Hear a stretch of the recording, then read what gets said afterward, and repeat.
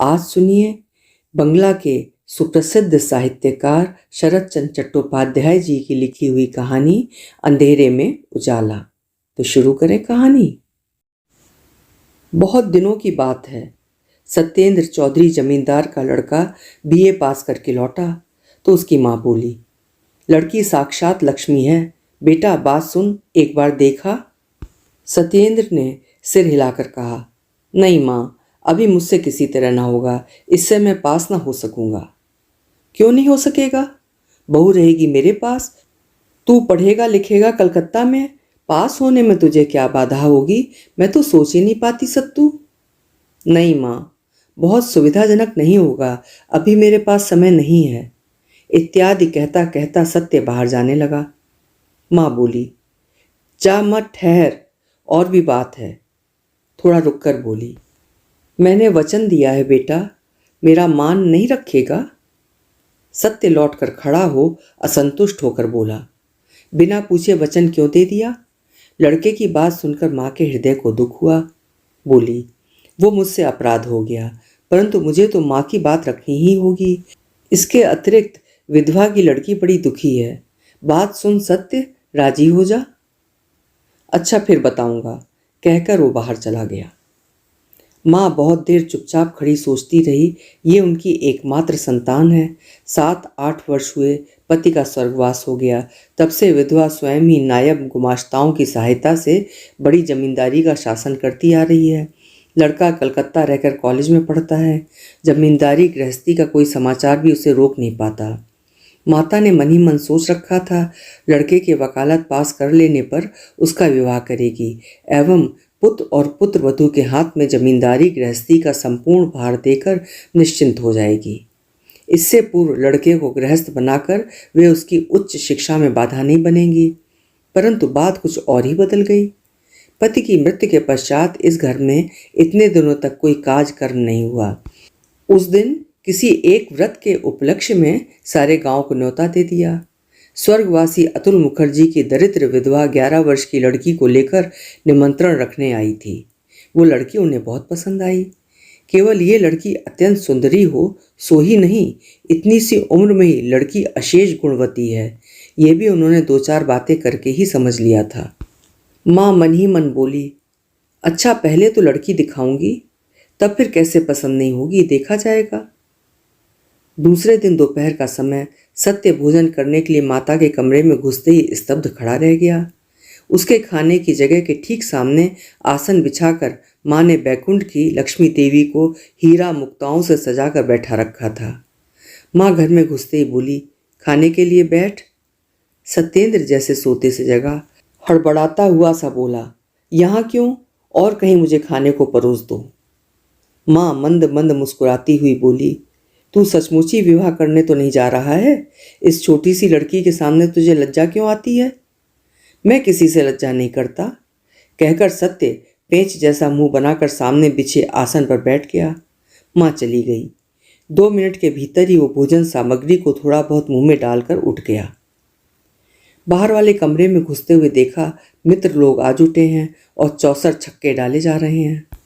उसने पहले से ही दृढ़ आपत्ति प्रकट करते हुए कहा, मैं किसी तरह नहीं बैठ सकूंगा, मेरा सिर भारी हो रहा है, कहकर कमरे के कोने में सरक तकिए पर माथा रखकर आंखें बंद करके सो गया।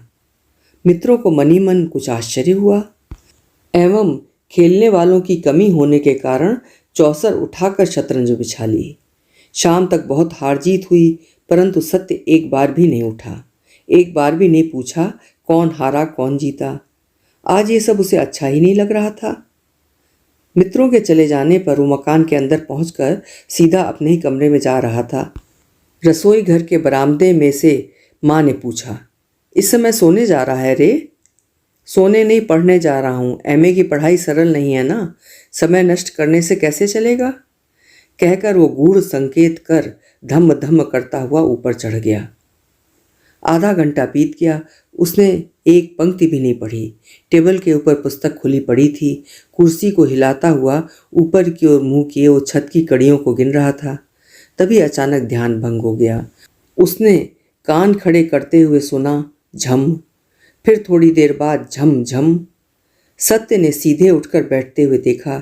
वही सिर से पांव तक गहने पहने हुए लक्ष्मी देवी जैसी लड़की धीरे धीरे पास आकर खड़ी हो गई। सत्य टकटकी लगाए देखता रहा। लड़की ने कोमल कंठ में कहा, माँ ने आपकी राय पूछी है। सत्य ने क्षण भर मौन रहकर प्रश्न किया, किसकी माँ? लड़की ने कहा, मेरी माँ। सत्य उसी समय प्रत्युत्तर नहीं ढूंढ सका। क्षण भर बाद बोला, मेरी माँ से पूछते ही पता चल जाएगा। लड़की लौटती जा रही थी। सत्य ने अचानक प्रश्न कर डाला, तुम्हारा नाम क्या है? मेरा नाम राधा रानी है, कहकर वो चली गई। किसी प्रकार राधा रानी का जबरदस्त ध्यान भुलाकर सत्य एमए पास करने के लिए कलकत्ता चला आया है। विश्वविद्यालय की समस्त परीक्षाओं में उत्तीर्ण न होने तक किसी भी प्रकार नहीं, बहुत संभव है बाद में भी नहीं, वो विवाह ही नहीं करेगा। कारण, गृहस्थी में पड़ जाने से मनुष्य का आत्मसंभ्रम नष्ट हो जाता है, इत्यादि इत्यादि। तो भी रह रहकर उसका संपूर्ण मन जैसे न जाने कैसा हो उठता है। कहीं भी कोई नारी मूर्ति देखते ही एक अन्य छोटा सा मुख उसके पास ही प्रकट होकर उसको ढकता हुआ अकेला विराजमान हो उठता है।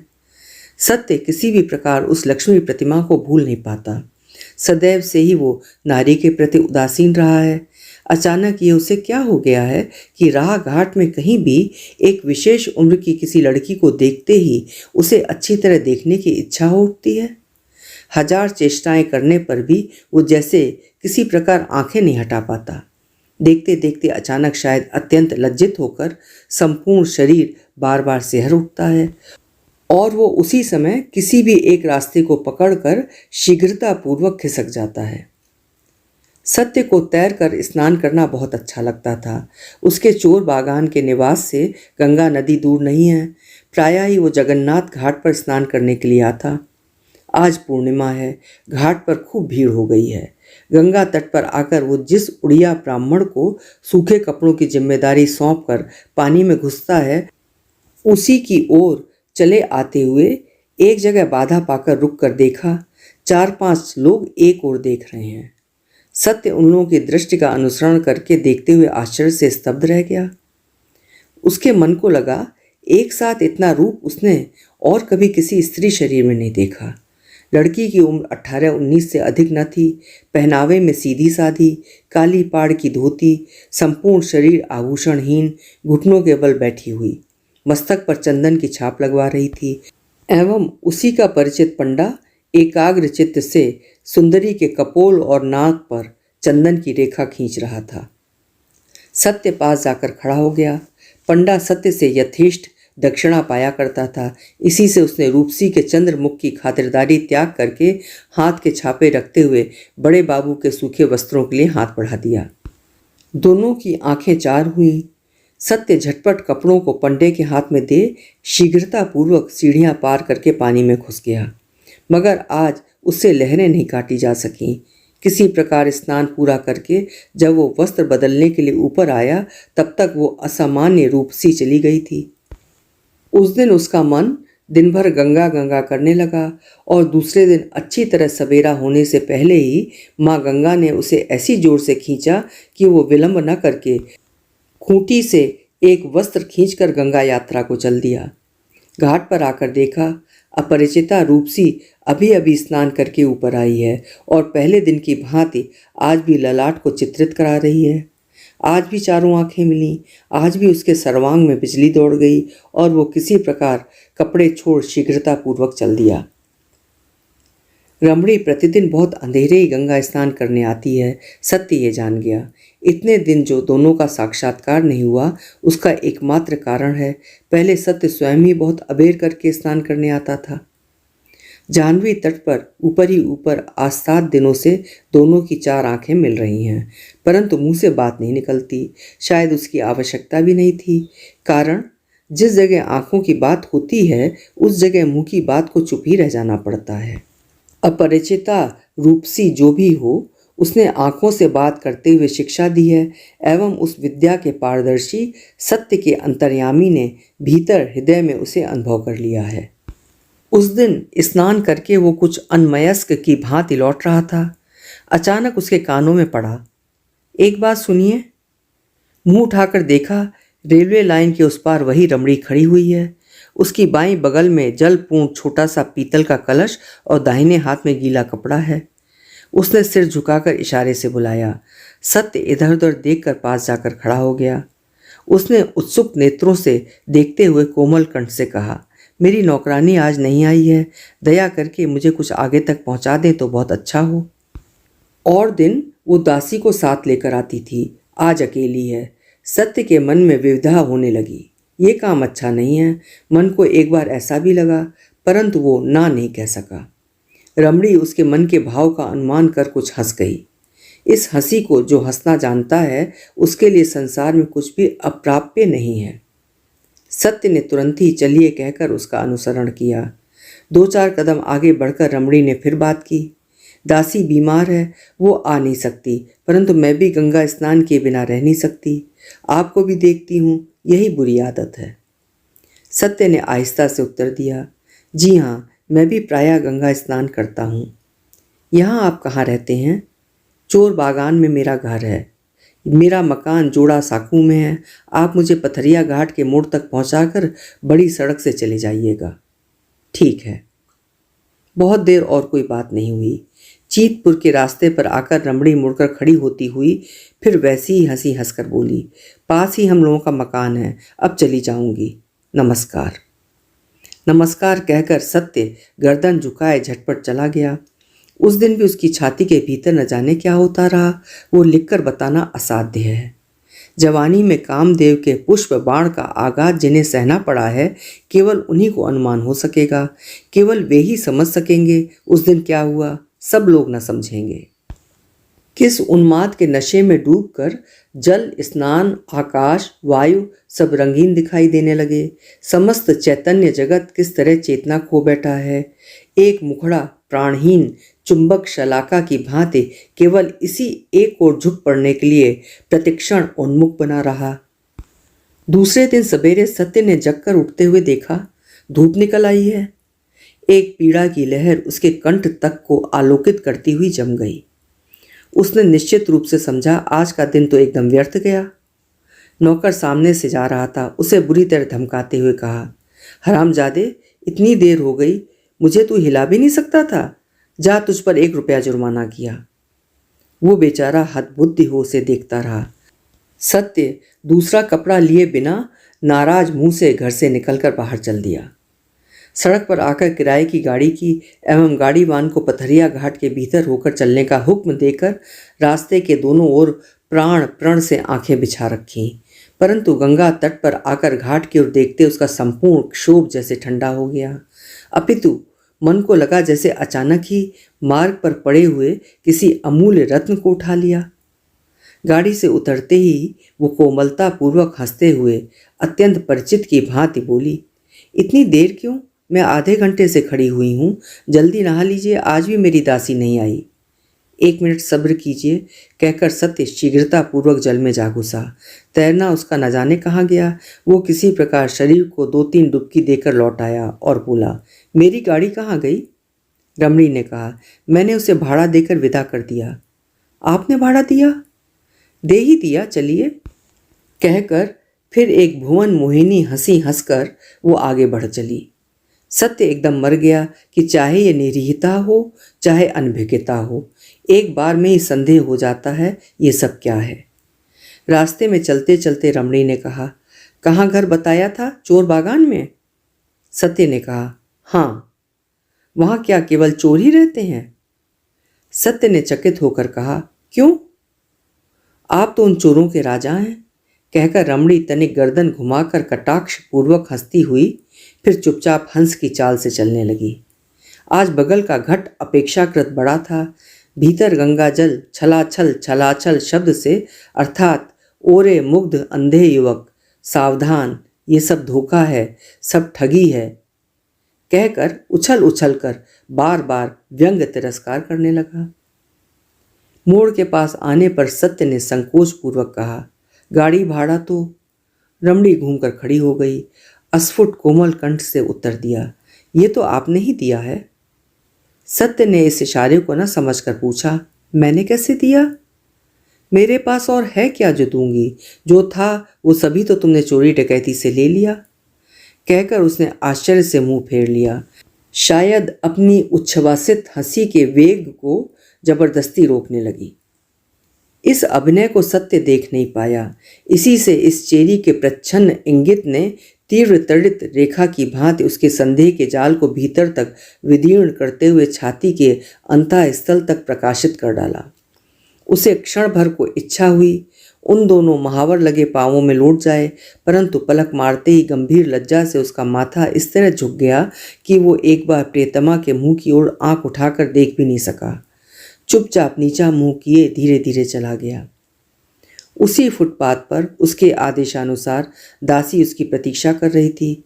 पास आकर बोली, अच्छा दीदी मणि, बाबू को इस तरह क्यों नचाती फिरती हो? कहती हूँ कुछ है भी या नहीं, 2 पैसा खींच सकोगी ना? रमणी हंसकर बोली, सो नहीं जानती, परंतु बेवकूफ़ लोगों की नाक में रस्सी डालकर घुमाने में मुझे अच्छा लगता है। दासी भी कुछ देर तक हंसकर बोली, ये भी तुम ही कर सकती हो, परंतु कुछ भी कहो दीदी मणि, देखने में जैसे राजकुमार हैं, जैसी आंखें और मुंह हैं, वैसा ही रंग भी है। तुम दोनों सच मानो खड़े होकर बातें कर रहे थे तो लगता था जैसे गुलाब के 2 फूल खिले हों। रमणी मुंह बिचकाकर हंसती हुई बोली, अच्छा चल, पसंद आ गया हो तो, ना हो तो तू ही ले लेना। दासी भी हारने वाली नहीं थी। उसने जवाब दिया, नहीं दीदी मणि, वो वस्तु प्राण रहते अन्य किसी को नहीं दे सकोगी, ये कह देती हूँ। ज्ञानियों ने कहा है, असंभव घटना आंखों देखी होने पर भी नहीं कहनी चाहिए, कारण अज्ञानी लोग उस पर विश्वास नहीं करेंगे। इसी अपराध से श्रीमंत बेचारा किसी शमशान में जा चुका है। खैर कुछ भी हो, ये एकदम सच्ची बात है कि सत्य जैसे आदमी ने उस दिन घर लौटकर टेनिसन की कविताएं पढ़ी एवं डॉन जॉन की कविताओं का बंगला अनुवाद करने बैठ गया। वो इतना बड़ा हो चुका था, परंतु इस बार भी इस संशय का कण भर भी उसके मन में नहीं उठा कि दिन के समय में शहरी राह घाट में ऐसे अद्भुत प्रेम की बाढ़ संभव भी हो सकती है या नहीं, अथवा उस बाढ़ का प्रवाह यदि सर्वांग को डुबाता हुआ उठा तो वो निरापद भी रह सकेगा या नहीं। 2 दिन बाद स्नान करके घर लौटते हुए मार्ग में अपरिचिता ने अचानक कहा, कल रात थिएटर देखने गई थी, सरला का कष्ट देखते ही छाती फटने लगती है ना? सत्य ने सरला का नाटक नहीं देखा था, स्वर्णलता नामक पुस्तक अवश्य पढ़ी थी। धीरे से बोला, हाँ, बहुत बार दुख पाकर ही उसकी मृत्यु हुई। रमणी दीर्घ निश्वास छोड़ती हुई बोली, ओफ, कितना भयानक कष्ट। अच्छा, सरला ने अपने पति को इतना प्यार क्यों किया और उसकी जिठानी क्यों नहीं कर सकी, कह सकते हैं? सत्य ने संक्षेप में उत्तर दिया, ये स्वभावजन्य है। रमणी बोली, ठीक यही बात है, विवाह तो सभी का होता है, परंतु सभी स्त्री पुरुष क्या परस्पर समान रूप से प्रेम कर पाते हैं? नहीं कर पाते। कितने लोग हैं जो जीवन पर्यंत ये नहीं जान पाते कि प्रेम क्या वस्तु है, जानने की क्षमता उनमें नहीं होती। देखिए, कितने ही लोग गाने बजाने को 1000 अच्छा होते हुए भी मन लगाकर नहीं सुन पाते। कितने ही लोग किसी तरह नाराज नहीं होते, नाराज हो ही नहीं सकते। लोग उनके बहुत गुण गाते हैं, परंतु मेरी तो निंदा करने की इच्छा होती है। सत्य ने हंसते हुए कहा, क्यों? रमणी ने उद्दीप्त कंठ से उत्तर दिया, उन्हें अक्षम कहकर। अक्षमता में थोड़े बहुत गुण भी हो सकते हैं, परंतु दोष अधिक हैं। यही जैसे सरला का जेठ स्त्री के इतने बड़े अत्याचार पर भी उससे नाराज नहीं होता। सत्य चुप बना रहा। उसने फिर कहा, और उसकी स्त्री ये प्रमदा भी कितनी शैतान औरत है, मैं होती तो राक्षसी का गला दबा देती। सत्य ने हंसते हुए कहा, होती किस तरह? प्रमदा नामक सचमुच कोई स्त्री तो थी नहीं, केवल कवि की कल्पना। रमणी बीच में ही रोककर बोली, तो ऐसी कल्पना ही क्यों की गई? अच्छा, सब लोग कहते हैं सभी मनुष्यों के भीतर भगवान है, आत्मा है, किंतु प्रमदा के चरित्र को देखकर नहीं लगता कि उसके भीतर भी भगवान थे। तुमसे सत्य कहती हूँ, कहीं भी बड़े बड़े लोगों की पुस्तकें पढ़कर मनुष्य भले बने, मनुष्य को मनुष्य प्यार करें, सो तो नहीं।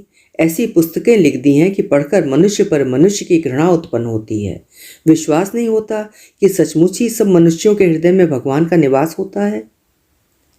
सत्य ने चकित होकर उसके मुंह की ओर देखते हुए कहा, तुम शायद बहुत पुस्तकें पढ़ती हो। रमणी बोली, अंग्रेजी तो नहीं जानती, बंगला की जो भी किताबें निकलती हैं सबको पढ़ती हूँ। किसी किसी दिन सारी रात पढ़ती हूँ। यही तो बड़ी सड़क है, चलो ना हमारे घर, जितनी पुस्तकें हैं सब दिखाऊंगी। सत्य चौंक उठा, तुम लोगों के घर? हाँ, हम लोगों के घर, चलो चलना ही होगा तुम्हें। अचानक सत्य का मुंह पीला पड़ गया। वो भयभीत होकर कह उठा, नहीं नहीं, छी छी, छी छी कुछ नहीं, चलो। नहीं नहीं, आज नहीं, आज रहने दो, कहकर सत्य कांपते हुए पांवों से शीघ्रता पूर्वक चल दिया। इस अपरिचिता प्रेसी के प्रति गंभीर श्रद्धा भाव से आज उसका हृदय भर गया। सवेरे के समय स्नान करते सत्य धीरे धीरे घर लौटा। उसकी दृष्टि क्लांत सजल थी, आंखों की पलक उस समय भी गीली थी। आज 4 दिन बीत गए, उस अपरिचिता प्रियतमा को देख नहीं पाया है। फिर वो गंगा स्नान करने नहीं आई। आकाश पाताल की न जाने क्या क्या बातें उसने कुछ दिन से की हैं, उनकी सीमा नहीं। कभी कभी मन में दुश्चिंता भी उठी है, शायद वो बची ही ना हो, शायद वो मृत्युशैया पर, कौन जाने। वो गली तो जानता है, परंतु और कुछ नहीं पहचानता। किसका मकान है, कहाँ मकान है, कुछ भी नहीं जानता। मन में सोचा, सोच विचार आत्मग्लानि से हृदय जला जा रहा है कि उस दिन क्यों नहीं चला गया, क्यों उसके सविनय अनुरोध की उपेक्षा कर दी थी। वो सचमुच ही मुझसे प्रेम करती थी। आंखों में नशा नहीं, हृदय में गहरी प्यास थी। उसमें छल कपट की छाया भी नहीं थी। जो थी वो सचमुच ही निस्वार्थ, सचमुच ही पवित्र, हार्दिक स्नेह था। बाबू, सत्य ने चौंकते हुए देखा, उसकी वही दासी जो साथ आती थी सड़क के किनारे खड़ी हुई है। सत्य घबराकर समीप आ भारी गले से बोला, क्या हुआ उन्हें? कहते ही उसकी आंखों में पानी भर आया, संभाल नहीं सका। दासी ने मुंह नीचा करके हंसी छिपा ली। शायद हंसी आ जाने के भय से ही मुंह नीचा किए हुए बोली, दीदी मणि बहुत बीमार हैं, आपको देखना चाहती हैं। चलो, कहकर सत्य तुरंत स्वीकृति दे आंखें पोंछकर साथ चल दिया। चलते चलते पूछा, क्या बीमारी है, बहुत अधिक बढ़ गई है क्या? दासी ने कहा, नहीं, सो तो नहीं, परंतु ज्वर अधिक है। सत्य ने मन ही मन हाथ जोड़कर मस्तक पर रखे और कुछ नहीं पूछा। मकान के सामने आकर देखा, बहुत बड़ा मकान है। दरवाजे के समीप बैठा एक हिंदुस्तानी दरबान ऊँघ रहा है। दासी से पूछा, मेरे जाने से तुम्हारी दीदी मणि के पिता नाराज तो नहीं होंगे?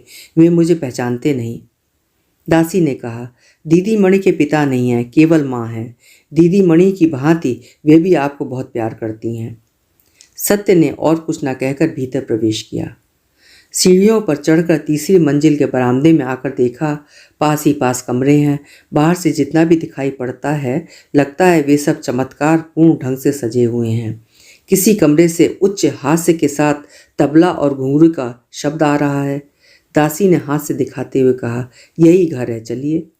दरवाजे के सामने आकर वो हाथ से पर्दे को हटाती हुई बहुत उच्च कंठ से बोली, दीदी मणि, ये लो अपने नागर को। तीव्र हंसी और कोलाहल उठा। भीतर जो कुछ देखा उससे सत्य का संपूर्ण मस्तिष्क उलट पुलट हो गया। उसे लगा जैसे वो अचानक बेहोश होता हुआ गिरा जा रहा है। किसी तरह दीवार को पकड़कर उसी जगह आंखें बंद करके वो चौखट के ऊपर बैठ गया। कमरे के भीतर तखत था। गद्दी, चादर आदि के बिछौने के ऊपर 2-3 सभ्य वेशधारी पुरुष बैठे थे। एक आदमी हारमोनियम, एक तबला लिए बैठा था। एक अन्य व्यक्ति दत्तचित्त होकर शराब पी रहा था और वो शायद अकेली नाच रही थी।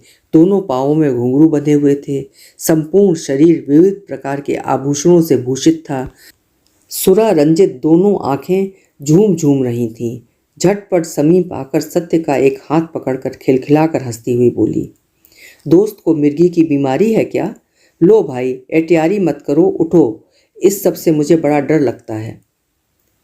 प्रबल तड़ित वेग से हत चेतन मनुष्य जिस तरह कांपता हुआ हिलने लगता है, उसके कर स्पर्श से सत्य नीचे से ऊपर तक उसी प्रकार कांप कर घबराने लगा।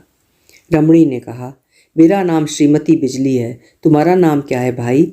बाबू, बाबू। सब लोगों ने हे करके अट्टहास मचा दिया। दीदी मणि की दासी तो हंसी से भरकर एकदम मेज के ऊपर जा लेटी। क्या रंग लाती हो दीदी मणि? बिजली कृत्रिम रोष भरे स्वर से उसे थोड़ा धमकाती हुई बोली, ठहर, बकबक मत कर, आओ उठाओ, कहकर जबरदस्ती सत्य को खींच लाकर एक चौकी के ऊपर बैठाकर उसके पांवों के समीप घुटने टिकाकर बैठ गई और हाथ जोड़कर गाना आरंभ कर दिया। आज रजनी हम भागे पोहायनु, पेखलू पिया मुख चंदा, जीवन यौवन सफल करे मानलु, दश दिश भेल निर्दंदा। आज मजु गेह गेह करे मानलु, आज मजु देह भेल देहा, आज वही मोहे अनुकूल होयल, टूटल समूह संदेहा। सो कोकिल अब लाख लाख डाकऊ, लाख उदय करु चंदा, पांच बाण अब लाख बाण हो, प्रलय पवन बहुमंदा। अब मजु जबहू पिया संग होयत, तबहू मानव निज देहा। जिस आदमी ने शराब पी रखी थी उसने उठकर सत्य के पांवों के समीप दंडवत प्रणाम किया। उसे नशा चढ़ रहा था।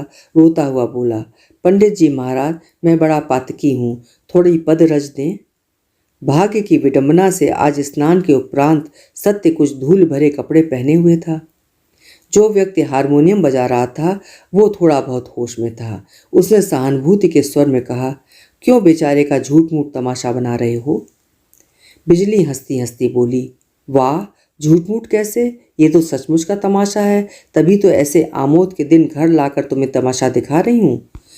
अच्छा सिर फिरे बाबू, सच तो बता भाई, तू मुझे क्या समझता था? प्रतिदिन गंगा स्नान को जाती हूँ, कर्म से ब्राह्मण भी नहीं हूँ, मुसलमान क्रिस्तान भी नहीं हूँ, हिंदू घर की इतनी बड़ी उम्र की लड़की सधवा हो सकती है अथवा विधवा। किस मतलब से प्रीति करने चला था, बोल तो? ब्याह करने के लिए या भुलावा देकर उड़ा ले जाने को? एक भारी हंसी मच गई। तदुपरांत सब लोग मिलकर कितनी ही बातें करने लगे। सत्य ने एक बार भी मुंह नहीं उठाया, किसी भी बात का जवाब नहीं दिया। वो मन में क्या सोच रहा था, उसे किस तरह कहा जाए और कहने पर भी समझेगा कौन? खैर रहने दो। बिजली अचानक चकित होकर उठ खड़ी होती हुई बोली, वाह, मैं भी खूब हूँ। ओ श्यामा, जल्दी आ, बाबू के लिए खाना ले आ, स्नान करके आए हैं। वाह, मैं केवल तमाशा ही कर रही हूँ। कहते कहते उसका थोड़ी देर पहले का व्यंग विद्रूप से चलता कंठ स्वर अकृत्रिम स्नेह के अनुपात से सचमुच ही ठंडा हो गया। थोड़ी देर बाद दासी ने एक थाल में खाने की वस्तुएं लाकर हाजिर कर दी। बिजली अपने हाथ में थाल लेकर फिर घुटने नवाकर बैठती हुई बोली, मुंह उठाओ, खाओ। अब तक सत्य अपनी संपूर्ण शक्ति को एकत्र कर स्वयं को संभाले हुए था। इस बार मुंह उठाकर शांत भाव से बोला, मैं नहीं खाऊंगा। क्यों, जाती चली जाएगी? मैं क्या भंगिन या चमारिन हूं?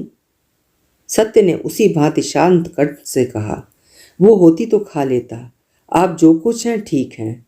बिजली खिलखिलाकर हंसती हुई बोली, हाय, बाबू भी छुरी छुरा चलाना जानते हैं, देख रही हूं। कहकर फिर हंसी, परंतु वो केवल शब्द मात्र था, हंसी नहीं थी। इसी से और कोई उस हंसी में योग नहीं दे पाया। सत्य ने कहा, मेरा नाम सत्य है, बाबू नहीं। मैंने छुरी छुरा चलाना कभी नहीं सीखा, परंतु अपनी भूल पहचान कर उसे सुधारना सीखा है। बिजली अचानक न जाने क्या बात कहने जा रही थी, परंतु उसे दबाकर बोली, मेरा छुआ नहीं खाओगे? नहीं। बिजली उठ खड़ी हुई। उसके परिहास के स्वर में इस बार तीव्रता मिली हुई थी। जोर देकर बोली, खाओगे, मैं कह देती हूँ तुमसे, आज ना सही कल, अन्यथा तुम 2 दिन बाद खाओगे। सत्य एकदम गर्दन हिलाकर बोला, देखो, भूल सभी से होती है, मेरी भूल कितनी बड़ी थी उस सबको खूब समझ गया हूँ। आपसे भी भूल हो रही है, आज नहीं, कल नहीं, 2 दिन बाद नहीं, इस जन्म में नहीं, आगामी जन्म में भी नहीं, किसी भी समय आपका छुआ नहीं खाऊंगा। आज्ञा दीजिए, मैं जाऊं, आपके निश्वास से मेरा रक्त सूखा जा रहा है। उसके मुंह पर गंभीर घृणा की ऐसी सुस्पष्ट छाया पड़ी कि वो शराबी की आंखों से भी नहीं छुप सकी। उसने सिर हिलाकर कहा, बिजली बीबी, अर्षकेश रसस्य निवेदन, जाने दो, जाने दो, सवेरे सवेरे ही इसने सारा मजा मिट्टी कर दिया। बिजली ने जवाब नहीं दिया। स्तंभित होकर सत्य के मुंह की ओर देखती हुई खड़ी रही। वास्तव में उससे भयानक भूल हो गई थी। वो तो कल्पना भी नहीं कर सकती थी कि ऐसा मुंहचोर व्यक्ति इस तरह भी बोल सकेगा। सत्य आसन छोड़कर उठ खड़ा हुआ। बिजली मृदु स्वर में बोली, थोड़ा और बैठो। शराबी सुनते ही चिल्ला उठा, पहली चोट में थोड़ा जोर दिखाएगा, जाने दो, जाने दो, डोर ढीली करो, डोर ढीली करो। सत्य कमरे के बाहर आ गया। बिजली ने पीछे से आकर राह रोकते हुए धीरे धीरे कहा, वे लोग देख लेते इसी से, अन्यथा मैं हाथ जोड़कर कहती हूँ मुझसे बड़ा अपराध हो गया है। सत्य दूसरी ओर मुंह करके चुप बना रहा। उसने दोबारा कहा, ये बगल वाला कमरा मेरे लिखने पढ़ने का कमरा है, एक बार देखोगे नहीं?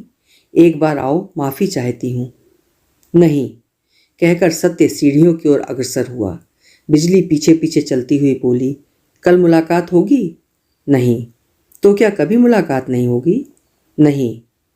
रुदन से बिजली का कंठ अवरुद्ध हो गया। थूक निगलकर जोर लगाकर गले को साफ करती हुई बोली, मुझे विश्वास नहीं होता कि फिर मुलाकात नहीं होगी, परंतु तो भी यदि ना हो तो बताओ, मेरी इस बात पर विश्वास करोगे? भग्न स्वर सुनकर सत्य चकित हो गया, परंतु इन 15-16 दिनों से जो अभिनय उसने देखा है उनके आगे तो ये कुछ भी नहीं है। तो भी वो मुंह फेर कर खड़ा हो गया। उस मुख की प्रत्येक रेखा पर सुदृढ़ अविश्वास को पढ़कर बिजली की छाती फट गई, परंतु वो क्या करेगी? हाय हाय, विश्वास कराने के सभी उपाय उसने जैसे कूड़े करकट की भांति अपने ही हाथ से झाड़कर फेंक दिए थे। सत्य ने पूछा, क्या विश्वास करूं? बिजली के होंठ कांप उठे, परंतु स्वर नहीं निकला। आंसुओं के भार से बोझिल दोनों नेत्र क्षण भर के लिए ऊपर उठाकर नीचे कर लिए। सत्य ने उन्हें भी देखा, परंतु आंसू क्या नकली नहीं होते? बिजली मुंह उठाए बिना भी समझ गई। सत्य प्रतीक्षा कर रहा है, परंतु उस बात को किसी प्रकार भी मुंह से बाहर नहीं निकाल सकी, जो बाहर निकलने के लिए उसकी छाती के अंजर पंजरों को तोड़े फोड़े दे रही थी। वो प्यार करती थी। उस प्यार की बात को सार्थक करने के लिए वो इस रूप के भंडार देह का भी शायद एक फटे हुए कपड़े के टुकड़े की भांति त्याग कर सकती थी, परंतु कौन उसका विश्वास करेगा? वो तो दासी आसामी है। अपराध के 100 करोड़ चिन्ह सर्वांग पर लगाए विचारक के सामने खड़ी होकर आज वो किस प्रकार मुंह पर लाए कि अपराध करना ही उसका पेशा अवश्य है, परंतु इस बार वो निर्दोष है। जितना विलंब होने लगा उतना ही वो समझने लगी, विचारक उसे फांसी का हुक्म देने बैठा है, परंतु किस तरह वो रोकेगी उसे? सत्य अधीर हो उठा था। वो बोला, जा रहा हूँ। बिजली तब भी नहीं मुंह उठा सकी, परंतु इस बार बोली, जाओ, परंतु जिस बात पर अपराध में डूबी रहने पर भी मैं विश्वास करती हूँ, उस बात का अविश्वास करके तुम अपराधी मत बनना। विश्वास करो, सभी के शरीर में भगवान वास करते हैं। जीवन पर्यंत वे शरीर को छोड़कर नहीं जाते। कुछ ठहर कर कहा, सभी मंदिरों में देवता की पूजा नहीं होती, तो भी वे देवता हैं। उन्हें देखकर सिर चाहे न झुक सके, परंतु उन्हें ठुकराकर भी नहीं जाया जा सकता। कहकर पद शब्द सुनकर उसने मुंह उठाकर देखा। सत्य धीरे धीरे चुपचाप चला जा रहा था। स्वभाव के विरुद्ध विद्रोह किया जा सकता है, परंतु उसे बदला तो नहीं जा सकता। नारी शरीर पर सैकड़ों अत्याचार चल सकते हैं, परंतु नारीत्व को अस्वीकार करने से नहीं चलेगा। बिजली नर्तकी है, तथापि वो नारी भी है। जीवन भर हजारों अपराधों की अपराधिनी रही, तो भी उसकी ये देह नारी देह ही तो है। घंटे भर बाद जब वो कमरे में लौट कर आई, उस समय उसकी लांछित अर्धमृत नारी प्रकृति अमृत के स्पर्श से जगकर उठ बैठी थी। इस अत्यंत थोड़े से समय के भीतर ही उसके संपूर्ण शरीर में न जाने कैसा अद्भुत परिवर्तन हो गया था। उसे शराबी तक खूब समझ गया। वो मुंह खोलकर कह बैठा, क्यों बिजली, आंखों की पलक तो भीगी हुई हैं। भैया रे, लौंडा भी तो एक ही जिद्दी था, ऐसी वस्तुएं भी मुंह में नहीं डाली। दो दो जरा थाली आगे तो बढ़ा दो रे, कहकर स्वयं ही थाली खींचकर खाने लगा। उसकी एक भी बात बिजली के कानों में नहीं पड़ी। अचानक अपने पांवों में बंधे दिखाई देने वाले घुंघरुओं ने जैसे बिच्छुओं की भांति उसके दोनों पांवों में डंक मार दिया। उसने झटपट उन्हें खोलकर फेंक दिया। एक आदमी ने पूछा, खोल भी दिए? बिजली मुंह उठाकर थोड़ा हंसती हुई बोली, अब इन्हें नहीं पहनूंगी। अर्थात? अर्थात अब कभी नहीं, बाई जी मर गई। शराबी संदेश चबा रहा था। बोला, किस रोग से बाई जी?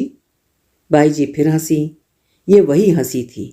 हंसती हुई बोली, जिस रोग से दीपक जलने पर अंधेरा मर जाता है, सूर्य निकलने पर रात्रि मर जाती है, आज उसी रोग से तुम लोगों की बाई जी सदैव के लिए मर गई भाई। 4 वर्ष बाद की बात कह रहा हूँ। कलकत्ता के एक बड़े मकान में जमींदार के लड़के का अन्नप्राशन है। खाने पीने का विशाल आयोजन समाप्त हो चुका है। संध्या के बाद बाहर वाले मकान में प्रशस्त आंगन में महफिल का प्रबंध करके आमोद आह्लाद नृत्य गायन का आयोजन चल रहा है। एक और 3-4 नर्तकियां हैं, यही नृत्य गायन करेंगी। दूसरी मंजिल के बरामदे में चिक की आड़ में बैठी राधा रानी अकेले नीचे के जन समागम को देख रही थी। निमंत्रिता महिलाओं का अभी शुभागमन नहीं हुआ था। चुपचाप पीछे से आकर सत्येंद्र ने कहा, इतना मन लगाकर क्या देख रही हो, बताओ तो।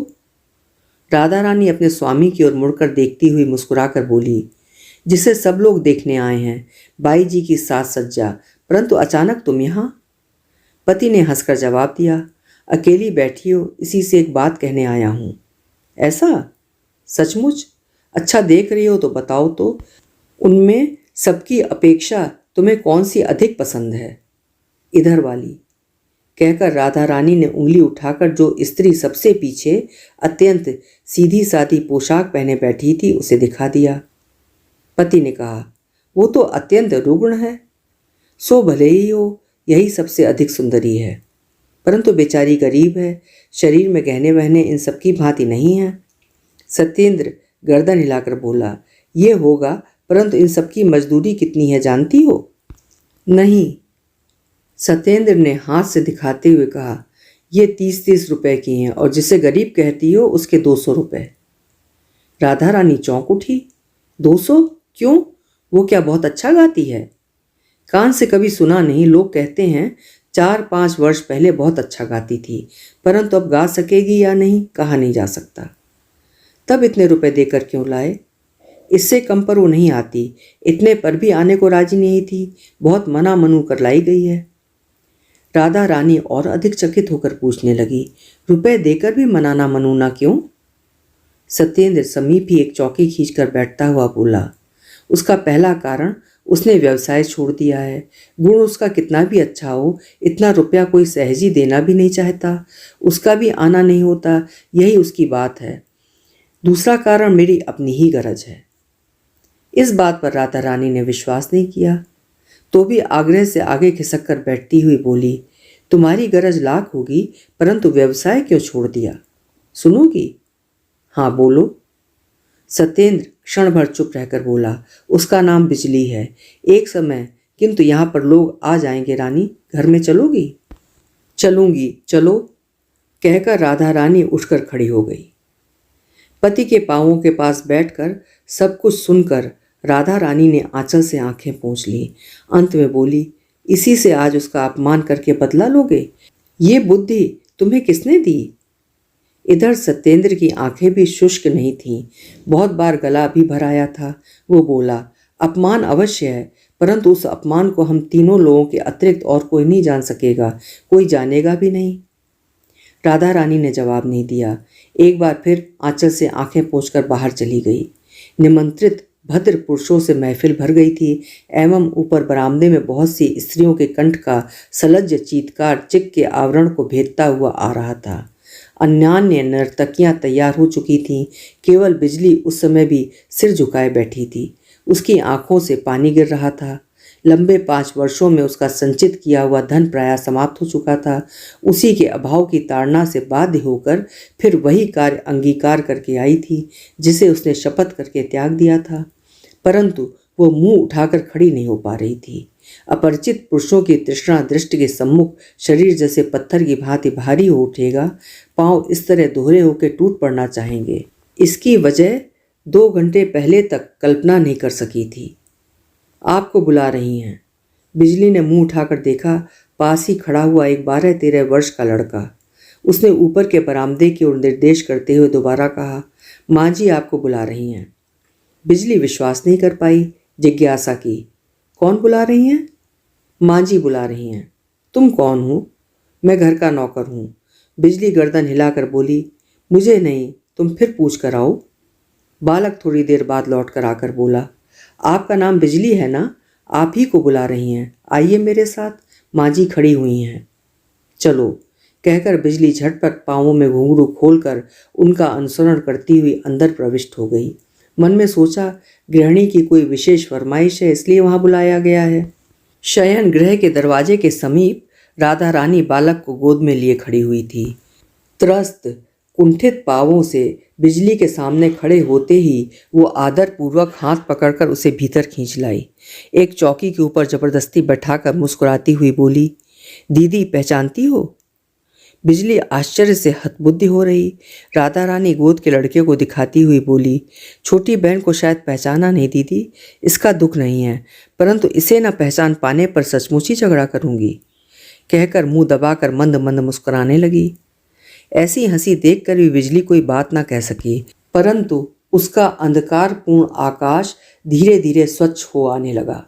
उस अनिंद्य सुंदर मात्र मुख से सद्य विकसित गुलाब जैसे शिशु के मुख की ओर उसकी दृष्टि बंधी रह गई। राधा रानी निस्तब्ध थी। बिजली निर्निमेष आंखों से देख देखकर अचानक उठ खड़ी हुई। दोनों हाथ फैलाकर शिशु को गोद में लेकर जोर से छाती से चिपटाकर झरझर करती हुई रो पड़ी। राधा रानी ने कहा, दीदी समुद्र को मथ कर विष तो स्वयं पी लिया और समस्त अमृत इस छोटी बहन को दे दिया है। उन्होंने तुमसे प्यार किया था, इसीलिए मैंने उन्हें पाया है। सत्येंद्र के एक छोटे से फोटोग्राफ को हाथ में उठाए बिजली टकटकी बांधे देख रही थी। मुंह उठाकर मुस्कुराती हुई बोली, विष का विष ही तो अमृत है बहन, मैं वंचित नहीं रह आई, उसी विष ने इस घोर पापिनी को ऊपर कर दिया है। राधा रानी ने इस बात का उत्तर न देते हुए कहा, मुलाकात करोगी दीदी? बिजली क्षण भर आंखें बंद करके निश्चय करती हुई बोली, नहीं दीदी, 4 वर्ष पहले जिस दिन वे अछूत को पहचान कर घोर घृणा से मुंह फेर कर चले गए थे, उस दिन घमंड में भरकर मैंने कहा था, फिर मुलाकात होगी, तुम फिर आओगे, परंतु मेरा वो घमंड रहा नहीं और वे नहीं आए। परंतु आज देख रही हूँ क्यों दर्पहारी ने मेरा वो दर्प नष्ट कर दिया। वे नष्ट करके अब किस तरह गढ़ेंगे, निकाल कर अब किस तरह लौटाएंगे, इस बात को मेरी तरह और कोई नहीं जानता बहन, कहकर वो फिर एक बार अच्छी तरह आंचल से आंखें पोंछकर बोली, प्राणों की ज्वाला से भगवान को निर्दय निष्ठुर कहकर अनेकों दोष दिए हैं, परंतु अब देख रही हूँ इस पापिष्ठा पर उन्होंने कैसी दया की है। उस दिन उन्हें लौटाकर ले जाती तो मैं तो सब ओर से मिट्टी हो जाती, उन्हें भी नहीं पाती, स्वयं को भी हार जाती। रुदन से राधा रानी का गला अवरुद्ध हो गया था, वो कुछ भी नहीं बोल पा रही थी। बिजली ने फिर कहा, सोचा था कभी मुलाकात होने पर उनके पांव पकड़कर एक बार और माफ़ी मांग कर देखूंगी, परंतु उसकी अब ज़रूरत नहीं है। इस चित्र को केवल दे दो बहन, मैं जा रही हूँ, कहकर वो उठ खड़ी हुई। राधा रानी ने भारी स्वर से पूछा, फिर कब भेंट होगी दीदी? भेंट अब नहीं होगी बहन, मेरा एक छोटा सा मकान है, उसे बेचकर जितनी जल्दी हो सकेगा चली जाऊंगी। अच्छी बात है, बता सकती हो बहन, अचानक क्यों इतने दिनों बाद मुझे स्मरण किया? जब उनका आदमी मुझे बुलाने गया था तब तो कोई एक झूठा नाम बताया था। लज्जा से राधा रानी का मुंह लाल हो उठा, वो नीचा मुंह किए चुप रह गई। बिजली क्षण भर सोच कर बोली, समझ गई, शायद मेरा अपमान करने के लिए ही ना? नहीं, इसके अतिरिक्त इतनी चेष्टा करके मुझे बुलवाने का तो कोई अन्य कारण नहीं दिखाई देता। राधा रानी का मस्तक और भी झुक गया। बिजली हंसकर बोली, तुम क्यों लजाती हो बहन? तो भी उनसे भूल हो गई, उनके चरणों में मेरा शत कोटि प्रणाम कहकर बता देना, ये नहीं हो सकता। मेरा अपना अब कुछ नहीं है, अपमान करने पर संपूर्ण पाप उन्हीं के शरीर से लगेगा। नमस्कार दीदी।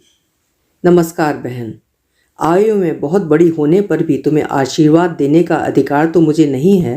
मैं तन मन से प्रार्थना करती हूँ बहन, तुम्हारे हाथ का नोया अक्षय बना रहे। जा रही हूँ। अभी आप सुन रहे थे शरत चंद्र चट्टोपाध्याय जी की लिखी हुई कहानी अंधेरे में उजाला।